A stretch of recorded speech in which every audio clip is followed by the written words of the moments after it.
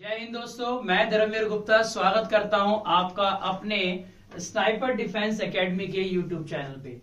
आज की क्लास के अंदर जिन क्वेश्चंस को हम डिस्कस करेंगे उन क्वेश्चन की कल भी मैंने सीरीज कराई थी T20 सीरीज। कुछ भी स्टार्ट करने से पहले मैं अपनी एकेडमी के बारे में आपको बता देता हूं।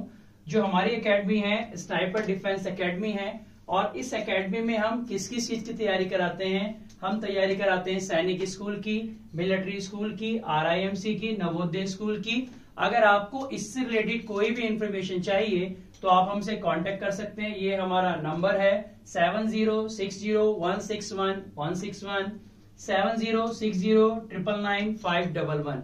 तो चलिए आज की क्लास को शुरू करते हैं। और क्लास के अंदर सबसे पहला क्वेश्चन जो है, पहला क्वेश्चन ये है, who is the vice president of USA। मैंने पूछा कि यूएस की वाइस प्रेसिडेंट कौन है, यानी यूनाइटेड स्टेट ऑफ अमेरिका जो है उसके वाइस प्रेसिडेंट कौन है। तो ऑप्शन देखें, जो बाइडेन, कमला हैरिस, M वेंकैया नायडू, आरिफ अलवी। तो इसका आंसर, जो इसका जवाब है दोस्तों, वो है कमला हैरिस। यानी कमला हैरिस जो है यूएस की वाइस प्रेसिडेंट है, यूएसए की उपराष्ट्रपति। जबकि अगर हम यूएस के प्रेसिडेंट की बात करें तो यूएसए के जो प्रेसिडेंट हैं वो हैं जो बाइडेन। अगर एग्जाम में आपके क्वेश्चन आए कि यूएस के प्रेसिडेंट कौन, तो आपका जवाब जो बाइडेन। वाइस प्रेसिडेंट पूछें कमला हैरिस, और vice president Kamala Harris India के एक स्टेट से बिलोंग करते हैं। इनके फोरफादर, वो स्टेट है तमिलनाडु। नेक्स्ट जो ऑप्शन नंबर सी है, M Venkaiah Naidu. M Venkaiah Naidu at present अगर हम बात करें तो पहले ये इंडिया के वाइस प्रेसिडेंट थे। क्या थे इंडिया के पहले, यानी कि x vice president of India थे ये। लेकिन एट प्रेजेंट वर्तमान में इंडिया के वाइस प्रेसिडेंट कौन है, तो वाइस प्रेसिडेंट ऑफ इंडिया है मिस्टर जगदीप धनखड़। ओके, आप मुझे कमेंट सेक्शन में ये बताइएगा कि जगदीप धनखड़ जो है ये कौन से स्टेट के गवर्नर थे वाइस प्रेसिडेंट बनने से पहले। ओके, यानी जगदीप धनखड़ जो एट प्रेजेंट इंडिया के वाइस प्रेसिडेंट हैं, ये वाइस प्रेसिडेंट अनाउंस होने से पहले कौन से स्टेट के अंदर गवर्नर भी रहे हैं। ओके, लास्ट ऑप्शन है आरिफ अलवी। तो अगर इसकी हम बात करें तो आरिफ अलवी जो हैं ये हैं पाकिस्तान के प्रेसिडेंट।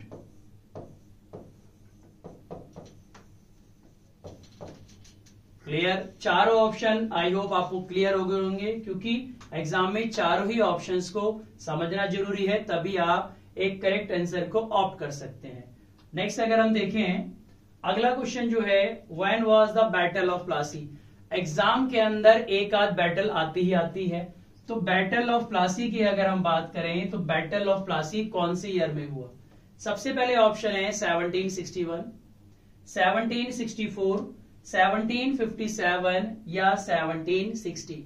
जो राइट आंसर है 1757, क्योंकि जो बैटल ऑफ प्लासी था वो बैटल ऑफ प्लासी हुआ था किस किस के बीच, ये हुआ था बंगाल के नवाब सिराजुद्दौला और जो अंग्रेज था, ब्रिटिशर था, जिसका नाम था रॉबर्ट क्लाइव।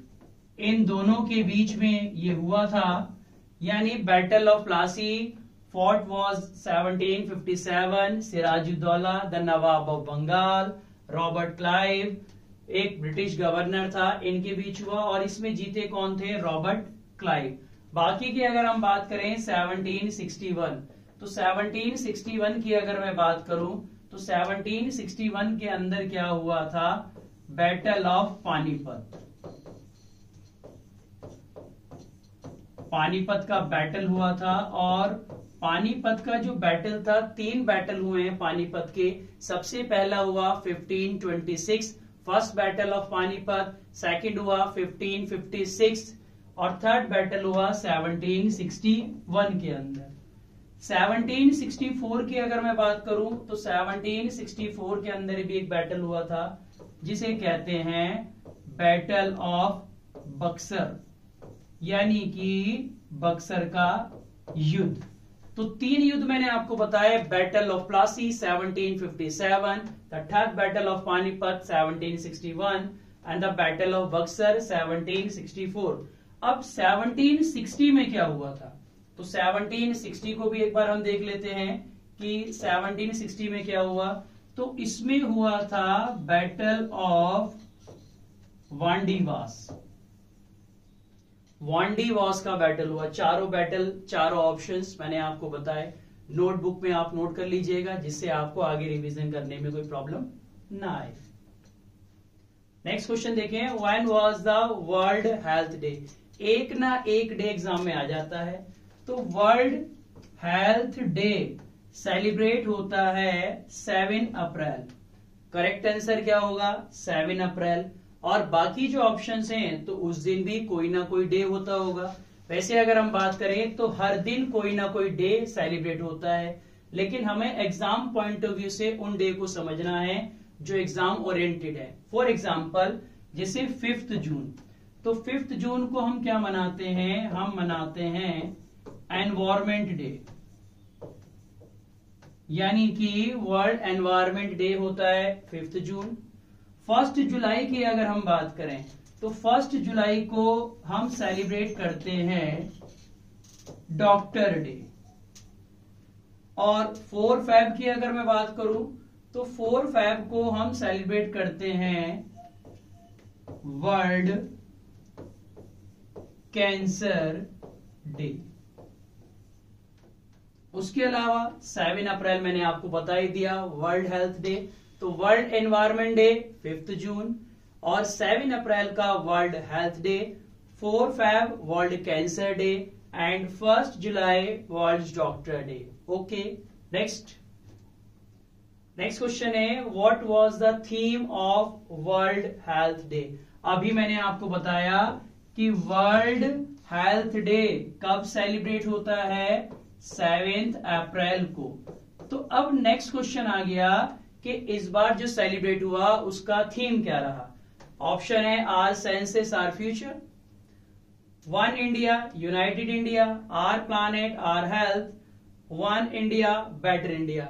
ऑप्शन से भी आप गैस कर सकते हैं, हेल्थ डे है तो हेल्थ वाले ऑप्शन को आप चूज कर सकते हैं और यही इसका राइट आंसर होगा। जो सबसे पहला ऑप्शन है, ऑप्शन नंबर 1, जो ऑप्शन नंबर 1 है इसके बारे में अगर हम बात करें तो 2011 में जो भारत में सेंसस हुई थी, जनगणना जो हुई थी, उसका जो थीम था, इसका जो विषय था, सब्जेक्ट था, वो क्या था, आर सेंसस आर फ्यूचर।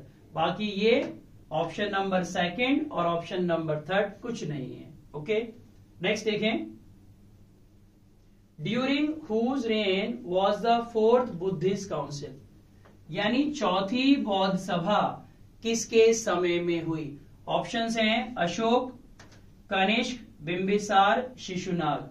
अब मैं आपको बताऊं तो अशोक, कनिष्क और बिंबिसार, ये तीनों के तीनों ही ऐसे रूलर थे जो बौद्ध धर्म को फॉलो करते थे। They believe in Buddhism. तो अब क्वेश्चन लग गया कि किसके समय हुई, बट लेकिन अगर आपने स्टडी करी है और हमारी सीरीज लगाई है तो आपको तुरंत पता चल जाएगा कि ये जो 4थी बौद्ध सभा है ये हो रही है किसके समय में, ये हो रही है कनिष्क के समय में। और कहां पर हो रही है, ये हो रही है कुंडल 1 कश्मीर में हो रही है। और एक और चीज बता दूं मैं आपको, यही ये जो रूलर है यानी अशोक जो रूलर है, अशोक फेमस मौर्य रूलर है, फेमस मौर्यन रूलर है कौन, अशोक। कनिष्क किस समय में 4th बुद्धिस्ट काउंसिल हुई, कुंडल 1 कश्मीर। बिंबिसार भी बौद्ध रूलर था और महात्मा बुद्ध का फ्रेंड भी था। शिशुनाग ये भी मगध का रूलर है, लेकिन ये इन तीनों से अलग है। नेक्स्ट देखें, अगला क्वेश्चन क्या कह रहे हैं, who was the prime minister of India at the time of Kargil war.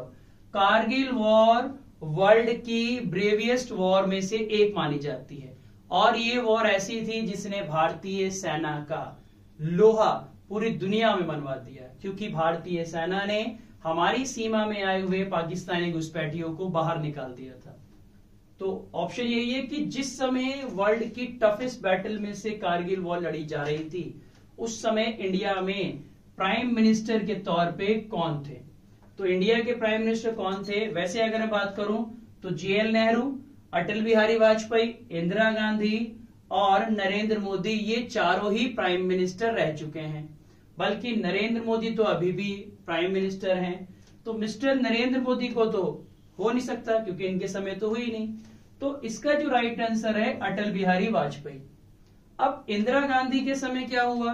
तो इंदिरा गांधी के समय जो बांग्लादेश है, यानी कि इंडिया का जो पड़ोसी मुल्क है, वो बांग्लादेश क्रिएट हुआ था, बना था इंदिरा गांधी के समय। नरेंद्र मोदी जी, मिस्टर नरेंद्र मोदी जी, जो एक्स CM ऑफ गुजरात, जो गुजरात के मुख्यमंत्री भी रहे, इनके समय बहुत सारी चीजें हो रही है। JL नेहरू, वॉर की बात चल रही है, तो JL नेहरू के समय में हुई थी इंडिया चाइना वॉर, भारत चीन युद्ध। और इंडिया चाइना वॉर के समय प्राइम मिनिस्टर कौन? JL नेहरू। अटल बिहारी वाजपेयी कारगिल वॉर के समय।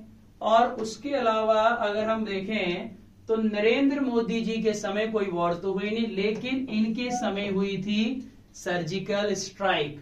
तो सर्जिकल स्ट्राइक इंडिया में जिस प्राइम मिनिस्टर के समय फर्स्ट टाइम हुई, वो कौन है? मिस्टर नरेंद्र मोदी। नेक्स्ट देखें, अगला क्वेश्चन क्या कहता है? Who was the father of green revolution? भाई ग्रीन रेवोल्यूशन का मतलब है increase the production of crop and fruits vegetable. अब इसमें किसने शुरू करा? तो जब आपसे क्वेश्चन पूछा तो क्वेश्चन का जवाब जैसे आपको पता होगा, लेकिन ऑप्शंस के बारे में भी आपको पता होना चाहिए। तो राइट आंसर इसका क्या हो जाता है? MS स्वामीनाथन। यानी सिंपली क्वेश्चन आया who was the father of green revolution in India, तो डॉक्टर MS स्वामीनाथन। और ग्रीन रेवोल्यूशन स्टार्ट कहां से हुई? तो ग्रीन रेवोल्यूशन स्टार्ट हुई पंजाब से। कौन से ईयर में स्टार्ट हुई? 1966-67 में। किसने स्टार्ट करी? MS स्वामीनाथन ने। तो तीन बात क्लियर हुई। ग्रीन रेवोल्यूशन कब स्टार्ट हुई? 1966-67। कहां से? पंजाब से। और इसके स्टार्ट करने वाले इंडिया में कौन रहे? MS स्वामीनाथन। अगर मैं वर्ल्ड में बात करूं तो वर्ल्ड में ग्रीन रेवोल्यूशन के जो फादर रहे वो रहे नॉर्मन E. बोरलॉग।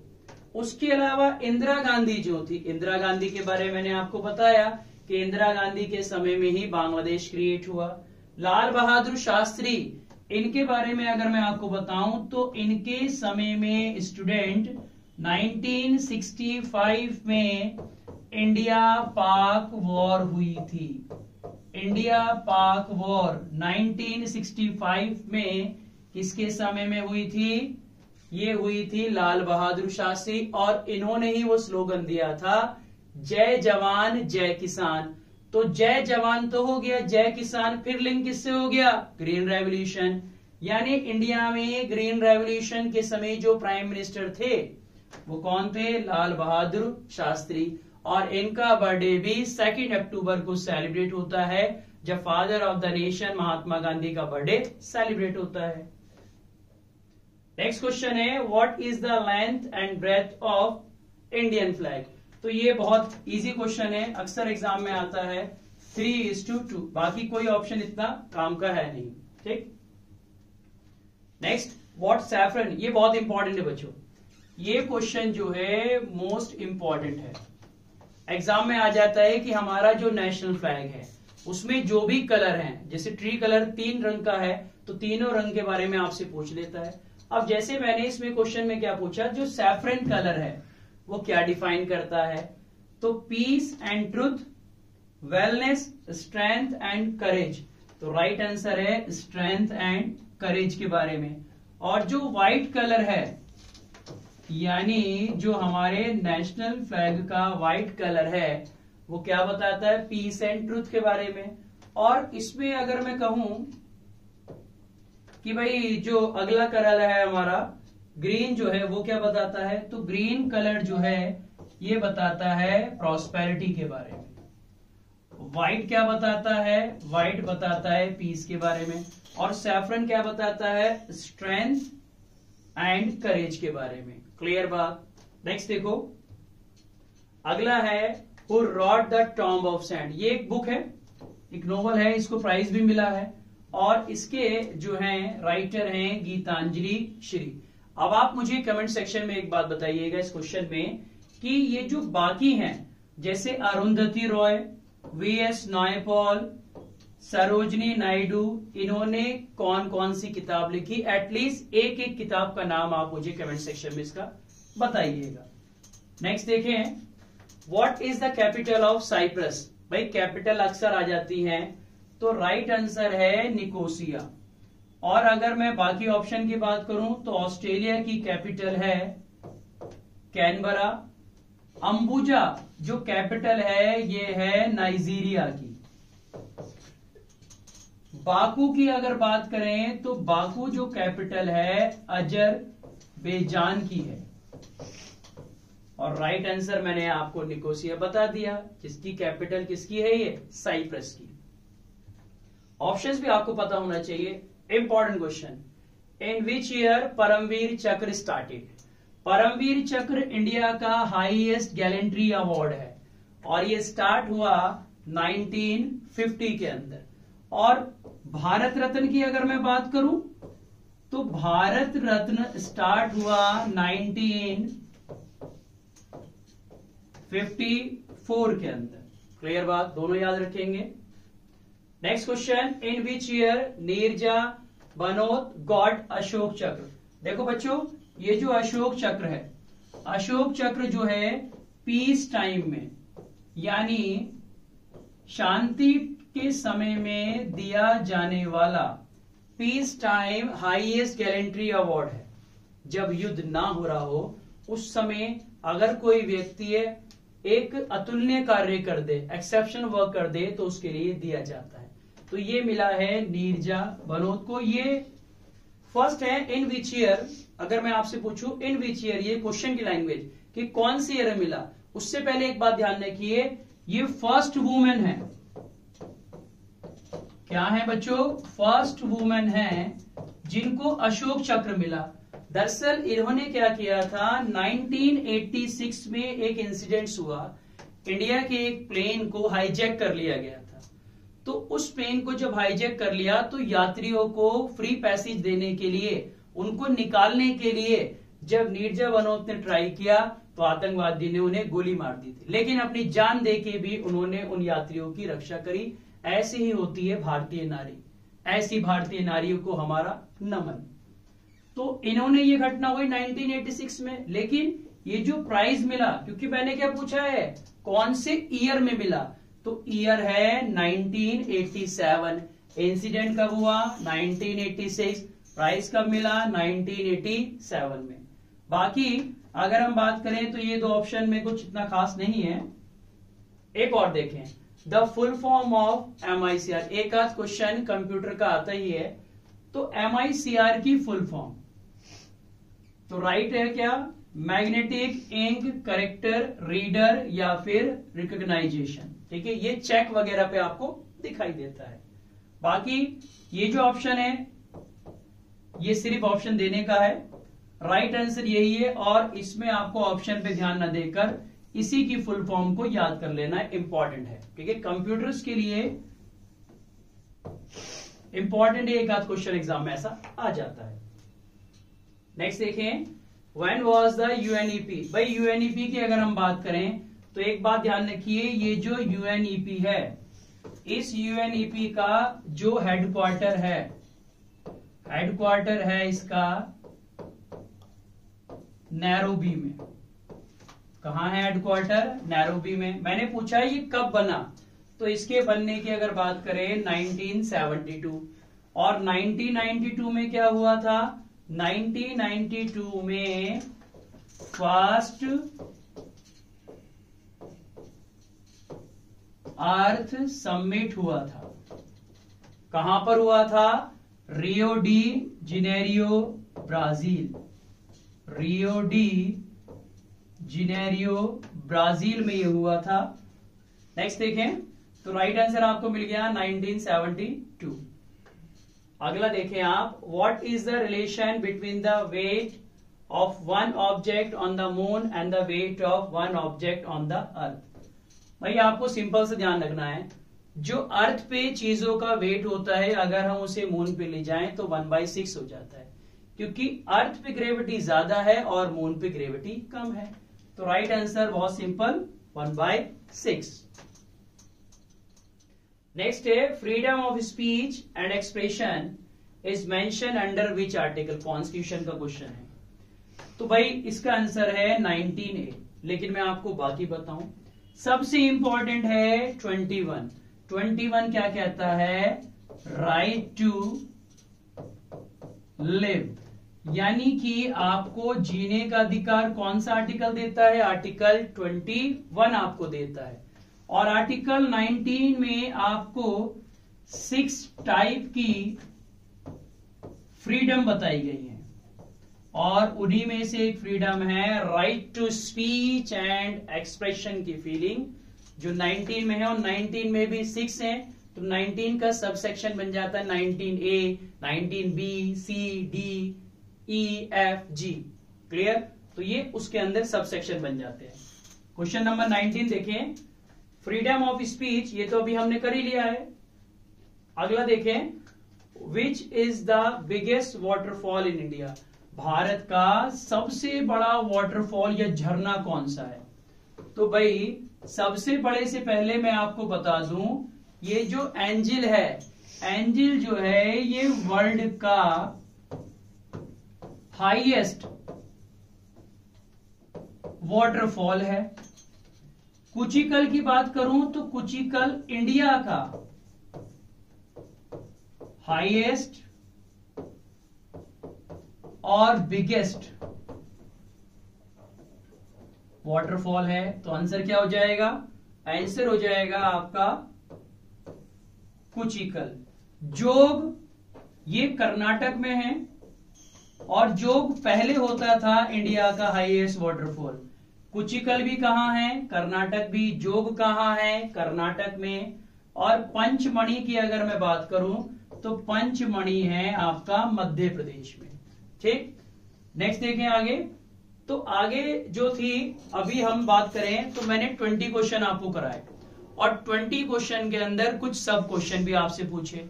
तो अगर ये चीज आपको पसंद आई तो कमेंट सेक्शन में जो मैंने क्वेश्चंस आपसे पूछे उनको आप जवाब दीजिएगा। And thank you for watching. Bye. Dharamvir sir, ये मेरा ही नाम है। Thank you very much.